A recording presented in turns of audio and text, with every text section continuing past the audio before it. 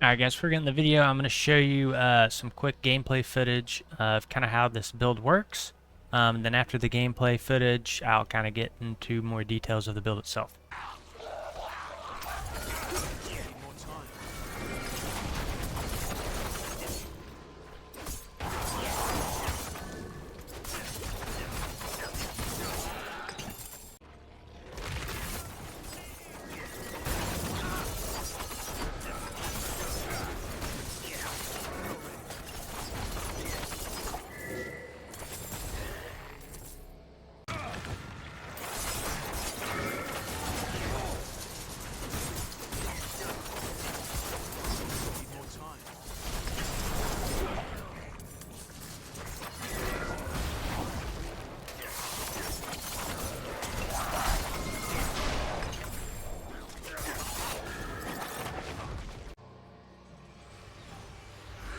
Alright, probably my least favorite boss in the game.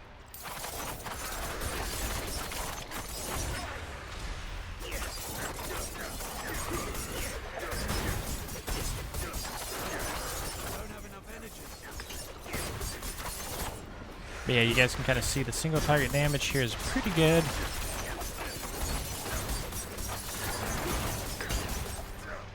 Nothing absolutely insane, but it's feels like a very balanced build to me, and that's kind of why I'm running it.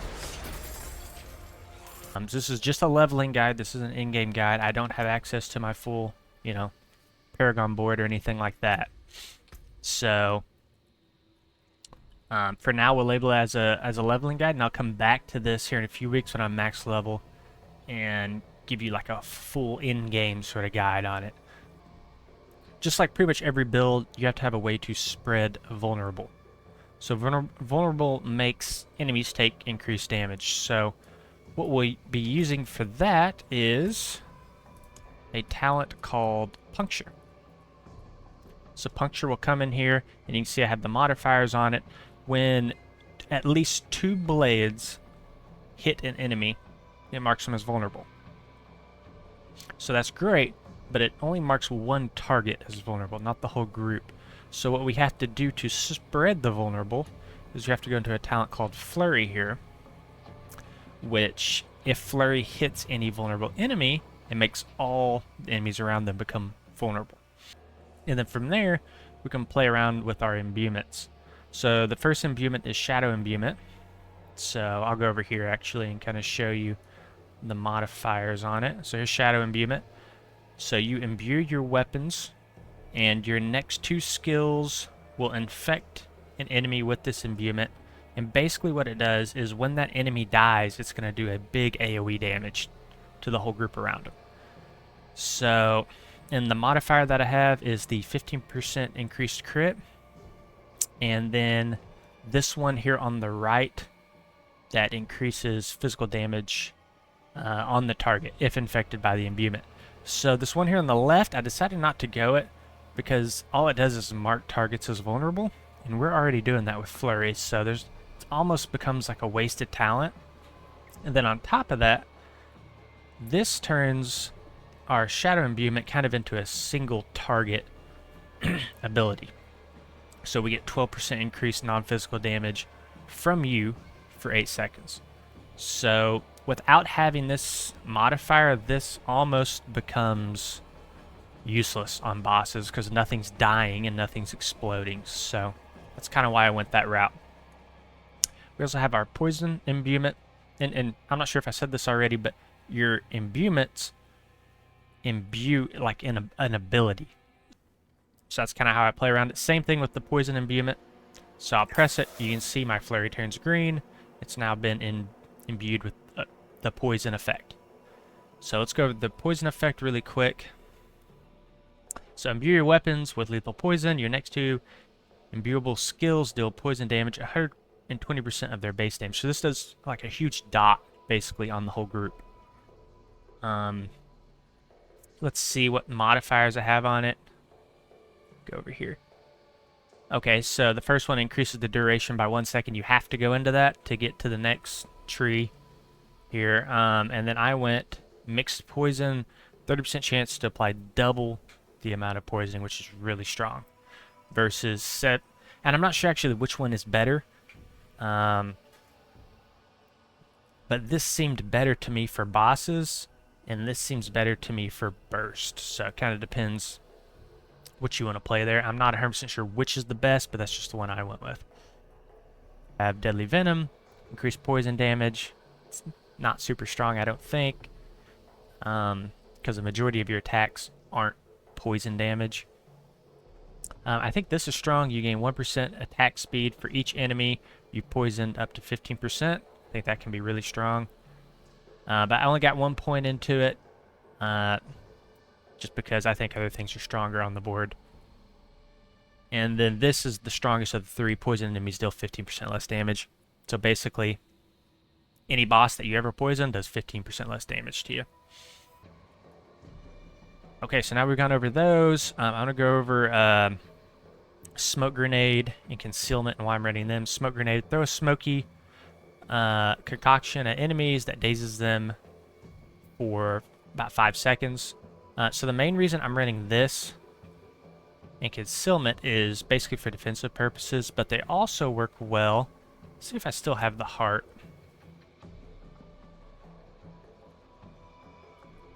Yeah, so you can see here they're tagged as a subterfuge. I don't know if I'm saying that right. Subterfuge skill. So with this Brutal Heart, whenever I use one of those skills, it's going to drop a shadow decoy behind them. And that shadow decoy is going to do two things. It's going to taunt everybody, which is great for survivability. And it's also going to do a huge explosion for about 4,000 to 5,000 damage. So the main reason I run these is for that taunt. So if I get in a sticky situation, I throw my grenade, it taunts everything, and I'm out. Or Concealment. I can use Concealment to stealth, drop the shadow, taunt everything, and then I can get out. Let me just, let's just go over the whole talent tree really quick. I kind of explained some of those already. We've already gone over Puncture and what it does. It's making everything vulnerable. If you hit at least 2 daggers, that's this ability here. Next, we already kind of went over Flurry. That's going to spread the vulnerable out. I'm also getting 12% close damage reduction. Really strong. Critical strikes against close enemies have a 75% chance to heal you for 3% maximum life.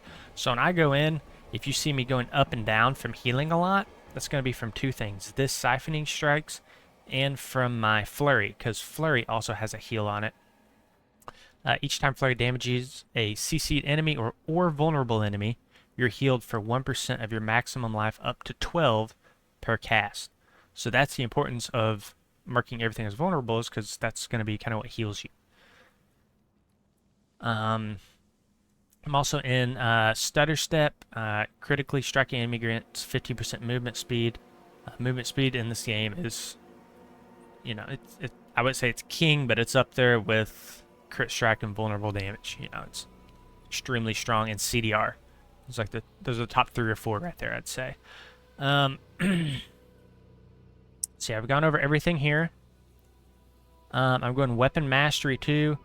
Let's see, so would be Dagger, so 15% increased damage to healthy enemies helps with your burst. So going down a little, Subterfuge skills, Smoke Grenade, and Concealment. Like I was saying earlier, those are kind of my defensive abilities. Gain 40 energy. I'm going to Enhance Stealth. Gain 40 energy when you enter Concealment. And then this Stealth ability here, the skill Breaks Concealment always marks enemies vulnerable for 6 seconds. Yeah, not the best options here, to be honest. I might even consider removing this talent here. I might do that right now. Let's see where else we can spend it later on, because I don't think either of those are that strong, to be honest. They're also running a Smoke Grenade here with Enhanced Smoke Grenade. So enemies affected by Smoke Grenade take 20% increased damage from you. And then this is kind of the main one. Dealing a direct damage to enemies affected by Smoke Grenade has a 25% chance to reduce its cooldown by 3 seconds, or by 3 seconds if, once again, vulnerable. So for now, since I don't see anything else to really put this into, probably just stick it into Consuming Shadows here. That way we can just kind of touch on all points of these two trees. We're doing Shadow Imbuement, like I explained earlier. Poison, we've already talked about all these here. I forgot to talk about Shadow Crash. So Shadow Damage has up to a 10% chance to stun for 0.6 seconds, so that's really good in bursty AoE scenarios. And then at this point we just put in here, each time you kill an enemy with Shadow Damage, you generate 10 energy. We also have the Precision Imbuement, so imbued skills gain 9% crit strike chance. Crit strike is pretty much king in this game, so if we see crit strike, we're probably going to go for it. We have 1 point in Adrenaline Rush for increased energy generation. It's a good thing to have, but it's not like the best, which is why we put more points here into Haste for more movement speed. And then finally, coming down to our final node here, Victimize. So there's not a ton of great options here. Exposure, we're not using traps, so we're not going to use exposure ever. Precision, we're not playing marksman's abilities at all, so there's no point in using this. Close quarters, it does give a nice attack speed bonus, but we don't have a ton of crowd control in our kit, so there's no real point in running that one. I mean, we're running Smoke Grenade, but outside of that, I don't think you're going to get much value out of this. This was an interesting one that I've considered, but once again, it's kind of hard to play around because you either have to hit a stun, dazed, or frozen enemy, or you have to hit them from behind, and that's just, a lot of times it's just kind of complicated. It's not really complicated, it's just difficult to play around. So, I run Victimize, which is just going to give us a lot more AoE damage, and we can play around vulnerable. That's kind of what this build excels at, is marking targets as vulnerable very easily. So just to read it out here, dealing direct damage to a vulnerable enemy has a 35% chance to cause an explosion, dealing 23% of the original damage to them and surrounding enemies. So you'll see me run this actually a lot in a bunch of other builds that I do, but for now this is that's the last node that we got to go over there. So let's now go into items. Which items am I running? What's core for this? The only core one, really, I mean, there's a lot of good ones here that are great to have. But the real core one is going to be this flurry one. So flurry damages enemies in a circle around you that deals 30% increased damage. So without this, flurry is like a single target ability, I believe. Yeah, so it's just a single target ability without this affix. So this is pretty much the only core thing I think that you really have to make this work.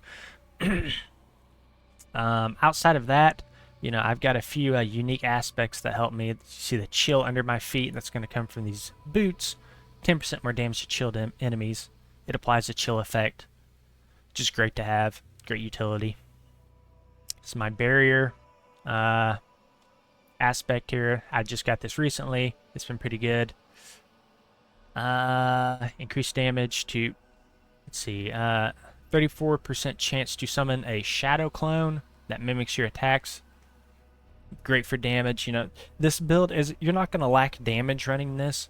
More than anything, it's going to be survivability. So if you can get something, if you were to focus on something to farm, like these aspects, it'd probably be these pants that give you a barrier. And also, this imprint is really strong too. Gain increased armor for 4 seconds that stacks up to 21% based off of any form of damage that you do. Oh, this is another one I want to talk about. I believe that this is a seasonal aspect. So every third cast of Puncture is poison imbued with a 188% normal potency. So Puncture, again, is going to be this ability. So what this does is it adds a poison to it. And as you cast your daggers, it's going to put a poison dot on them. And it's really good it's really good for single target damage and for bosses. So just to show you, so all that is just straight coming from that one imprint right there. So it's really great for single target damage. I'd say that's another key one. Those would be the main two that I go for, would be the flurry and the puncture damage. See if there's anything else here. This is another good one to have for energy regeneration. So whenever you kill a vulnerable enemy, you're going to get 50% increased energy generation. That's pretty strong. Like I said, energy regen's not the best thing to have, but it's up there. It's really good. So everything else will be difficult to get without getting these uniques. So I might release a video later on how to farm these out. But if you can get a hold of some of these uniques, it will definitely take your character, to the next level. I'll go over specialization really quick. So I run combo points. So you can see here on my flurry. Oh yeah, right here in the middle. The combo points increases damage and grants attack speed bonus for 3 seconds. So every 3 points of combo points that I get, I'm getting a 45% attack speed bonus and 13,000 damage of AoE. So that's massive. I think most builds run combo points. Just looking at Inner Sight here. I mean, it's nice to get unlimited energy, but you pretty much have, once you get the build kind of going and the items, pretty much have unlimited energy. So not a ton of use there, but maybe early you could consider Inner Sight. And then preparation, every 100 energy you spend reduces your ultimate skills. We're not using an ultimate skill in this build, so one ultimate skill you could use if you want a little bit more single target damage and less survivability. I've used the clones a few times. I think that they're pretty strong. But yeah, I think that covers pretty much everything. Let me know what you guys think of the build in the comments below, and let me know if you think I missed anything.